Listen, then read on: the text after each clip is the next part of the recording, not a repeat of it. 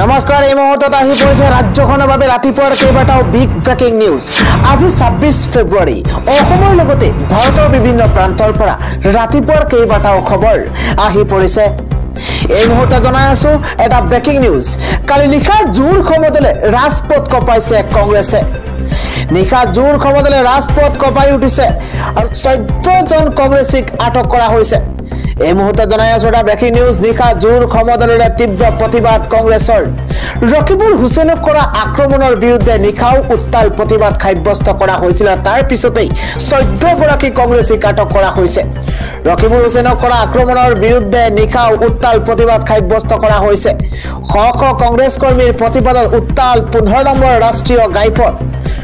ৰকিবুল হুছেইনৰ ওপৰত হোৱা আক্ৰমণ কোনো পৰ্যায় মানি নলয় কংগ্ৰেছীয়ে। ৰকিবুল হুছেইনৰ ওপৰত যে আক্ৰমণ হৈছিল মাত্ৰ কিছুদিন পূৰ্বে, সেই আক্ৰমণ কোনো পৰ্যায় মানি নলয় কংগ্ৰেছে। তাৰ পিছতে তীব্ৰ প্ৰতিবাদ সাব্যস্ত কৰা হৈছে। প্ৰতিবাদস্থলীৰ পৰাই আৰক্ষীয়ে 14 জন কংগ্ৰেছীক প্ৰতিবাদকাৰীক আটক কৰিছে। দলগাঁৱৰ কংগ্ৰেছে সাব্যস্ত কৰিছে তীব্ৰ প্ৰতিবাদী কাৰ্যসূচী। নিশা জোৰ ক্ষমতাৰে তীব্ৰ প্ৰতিবাদ সাব্যস্ত কৰিছিল কংগ্ৰেছে। পৰৱৰ্তী খবৰটো হৈছে ইভিএমতকৈ বেলেট পেপাৰেই হৈছে উত্তম।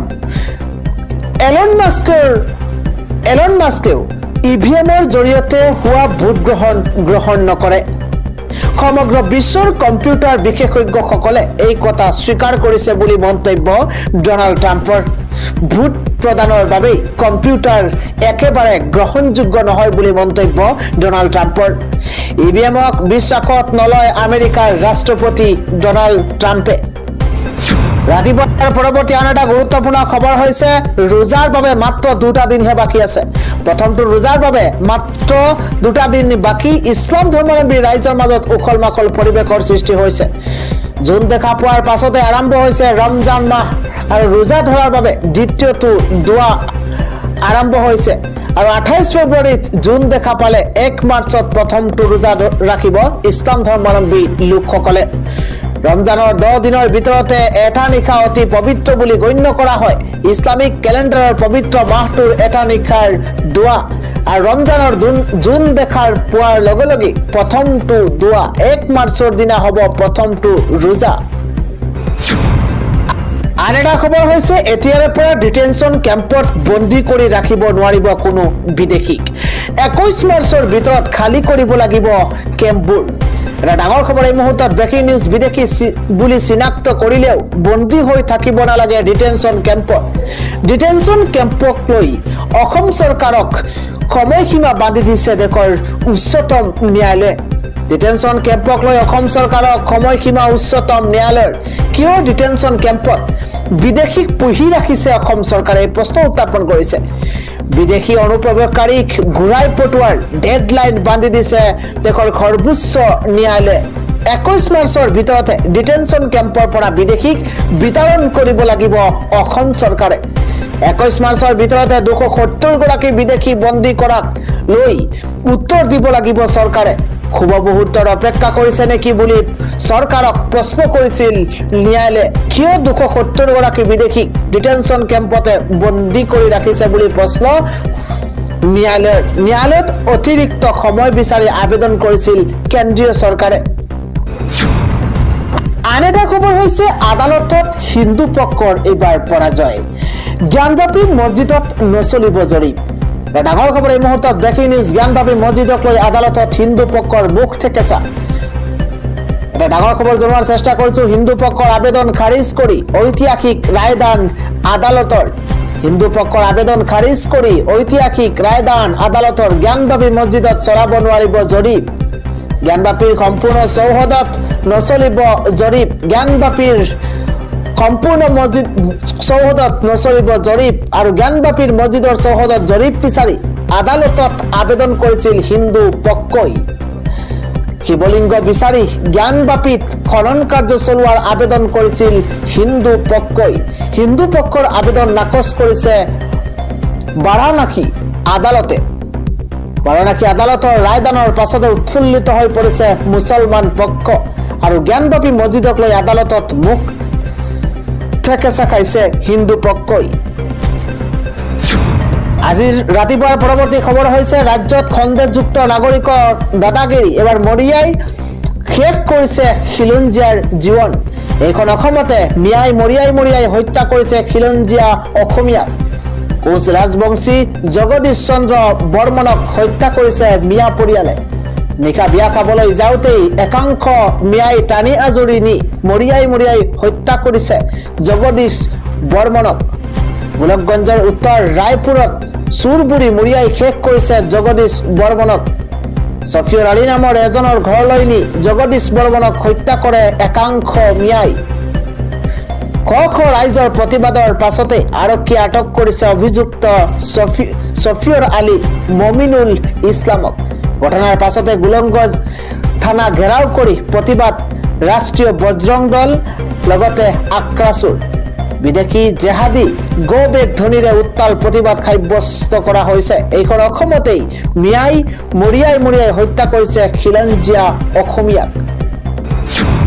ৰাজ্যখনৰ বাবে ৰাতিপুৱা আন এটা ব্ৰেকিং নিউজ হৈছে 17টাকৈ পৰিয়ালে ত্যাগ কৰিছে শংকৰ সংঘ।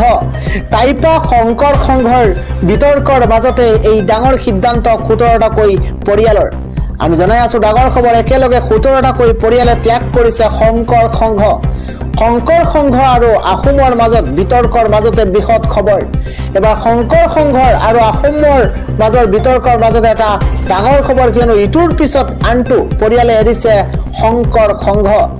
গহপুৰৰ ককিলাবাৰীৰ পৰিয়ালকেইটাই শৰণাপন্ন হ'ল আহোমৰ পৰম্পৰাগত ধৰ্মত। আহোমৰ পৰম্পৰাগত ফুৰালুং ধৰ্মৰ ওচৰত শৰণাপন্ন পূৰ্বে সংঘত থকা পৰিয়ালকেইটাৰ তাইসকলৰ উপাসনাস্থলীত উক্ত ধৰ্ম গ্ৰহণ কৰিছে পৰিয়ালকেইটাই। একেলগে 17টাকৈ পৰিয়ালে ত্যাগ কৰিছে শংকৰ সংঘ। আন এটা ব্ৰেকিং নিউজ হৈছে অসমৰ পৰা কুম্ভ মেলালৈ যোৱা বাহন দুৰ্ঘটনাত পতিত হৈছে। ভয়ংকৰ দুৰ্ঘটনা সংঘটিত হৈছে। 3গৰাকীকৈ ভক্তৰ মৃত্যু হোৱাৰ বিপৰীতে 10গৰাকী ভক্ত গুৰুতৰভাৱে আহত হৈছে বুলি জানিব পৰা গৈছে। আমি জনাই আছো ডাঙৰ খবৰ, পুনৰ ভয়ংকৰ পথ দুৰ্ঘটনা সংঘটিত হৈছে। দুৰ্ঘটনাত পতিত অসমৰ পৰা কুম্ভ মেলালৈ যোৱা ভক্তৰ বাহন। পুনৰ ভয়ংকৰ দুৰ্ঘটনাত পতিত অসমৰ পৰা কুম্ভ মেলালৈ যোৱা ভক্তৰ বাহন আৰু কুম্ভ মেলাৰ যাত্ৰা পথত দুৰ্ঘটনাত পতিত হৈ প্ৰাণ হেৰুৱাইছে 3গৰাকী ভক্তই। গুৰুতৰভাৱে আহত 10জন লোক হস্পিটেলত চিকিৎসাধীন হৈ আছে বুলি জানিব পৰা গৈছে। ডাঙৰ খবৰ, এই মুহূৰ্তত দেওবাৰে মায়ঙৰ পৰা মহাকুম্ভ মেলালৈ গৈছিল 13জনীয়া এটা দল। তাৰ পিছতে দুৰ্ঘটনা সংঘটিত হৈছে পশ্চিমবংগৰ নক্সালবাৰীত। দুৰ্ঘটনাত পতিত দলটো যোৱা পিকআপ ভেনখন দুৰ্ঘটনাত পতিত হৈছে নক্সালবাৰীৰ ঘাটবাৰী নামৰ ঠাইত। কণ্টেইনাৰ ট্ৰাকৰ সৈতে মুখামুখি সংঘৰ্ষ হৈছে বাহনখনৰ। নিহত 3জন নিৰঞ্জন চৰকাৰ, অমৃত বিশ্বাস আৰু ৰঞ্জু বিশ্বাস বুলি ইতিমধ্যে চিনাক্তকৰণ কৰা হৈছে। মৃতদেহ স্বগৃহলৈ আহি পোৱাৰ পাছতে মায়ঙত এক শোকাকুল পৰিৱেশৰ সূচনা হৈছে। পৰৱৰ্তী খবৰটো হৈছে বন্ধু নে শত্ৰু। এইবাৰ বাৰম্বাৰ ভাৰতৰ বিৰুদ্ধে ডাঙৰ সিদ্ধান্ত ডোনাল্ড ট্ৰাম্পৰ। আমি জনাই আছো এটা আন্তঃৰাষ্ট্ৰীয় খবৰ, কিয়নো বাৰম্বাৰ ভাৰতৰ বিৰুদ্ধে ডাঙৰ সিদ্ধান্ত লৈছে ডোনাল্ড ট্ৰাম্পে। ভাৰতৰ বহুকেইটা কোম্পানীৰ ওপৰত নিষেধাজ্ঞা আমেৰিকাৰ। ইৰাণৰ পেট্ৰকেমিকেল উদ্যোগেৰে জড়িত কোম্পানীত নিষেধাজ্ঞা এইবাৰ আমেৰিকাৰ। ইৰাণক দুৰ্বল কৰাৰ বাবে এনে সিদ্ধান্ত লৈছে আমেৰিকাই। ইয়াৰ উপৰিও ভাৰতৰ পণ্যত পাৰস্পৰিক শুল্ক আৰোপ কৰিবলৈ সাজু হৈছে আমেৰিকা। ডাঙৰ খবৰ জনোৱাৰ চেষ্টা কৰিছো। ট্ৰাম্পৰ এই সিদ্ধান্তৰ পাছতে ভাৰতত নিৰ্মিত সামগ্ৰী হৈ পৰিব ব্যয়বহুল। শেহতীয়াকৈ ভাৰতক প্ৰদান কৰা $21 মিলিয়ন পুঁজিও বন্ধ কৰে ডোনাল্ড ট্ৰাম্পে। ইলন মাস্কে ভাৰতত ব্যৱসায় কৰাক লৈও অসন্তুষ্টি প্ৰকাশ ডোনাল্ড ট্ৰাম্পৰ। বাৰম্বাৰ ভাৰতৰ বিৰুদ্ধে ডাঙৰ সিদ্ধান্ত লৈছে ডোনাল্ড ট্ৰাম্পে। ভাৰতৰ আটাইকেইটা কোম্পানীৰ ওপৰত নিষেধাজ্ঞা আমেৰিকাৰ। পৰৱৰ্তী খবৰটো হৈছে অসমত হ'ব চাকৰিৰ বৰষুণ। ক'ত ক'ত হ'ব নিযুক্তি আমি জনোৱাৰ চেষ্টা কৰিছো। ৰাজ্যৰ লাখ লাখ নিবনুৱাৰ বাবে বৃহৎ সুযোগ। এবাৰ এডভান্টেজ আছামৰ পাছতে অসমত হ'ব বৃহৎ নিযুক্তি। আমি এটা ডাঙৰ খবৰ জনোৱাৰ চেষ্টা কৰিছো। তথ্য প্ৰযুক্তি, স্বাস্থ্য, শিক্ষাৰ ক্ষেত্ৰত মুকলি হ'ব হাজাৰ হাজাৰ পদ। কত হ'ব নিযুক্তি নিবনুৱাই কত নিযুক্তি লাভ কৰিব ৰিলায়েন্স অসমত বিনিয়োগ কৰিব 50,000 কোটি টকা ৰিলায়েন্স অসমত 50,000 কোটি টকা বিনিয়োগ কৰিব অসমত আদানী গ্ৰুপে বিনিয়োগ কৰিব 50,000 কোটি টকা বেদান্ত গ্ৰুপে বিনিয়োগ কৰিব 50,000 কোটি টকা টাটা পাৱাৰে বিনিয়োগ কৰিব 30,000 কোটি টকা লীলাৱতী ফাউণ্ডেশ্যনে বিনিয়োগ কৰিব 150 কোটি টকা বায়' ফেড্ৰছে বিনিয়োগ কৰিব 260 কোটি টকা ইফালে গ্ৰীণকো এনাৰ্জিছে বিনিয়োগ কৰিব 5,850 কোটি টকা পিএনবি ইনভেষ্টমেণ্টে বিনিয়োগ কৰিব 3,000 কোটি টকা অয়ে বিনিয়োগ কৰিব 23,300 কোটি টকা এনআৰএলে বিনিয়োগ কৰিব 10,700 কোটি টকা জেএছডব্লিউয়ে বিনিয়োগ কৰিব 400 কোটি টকা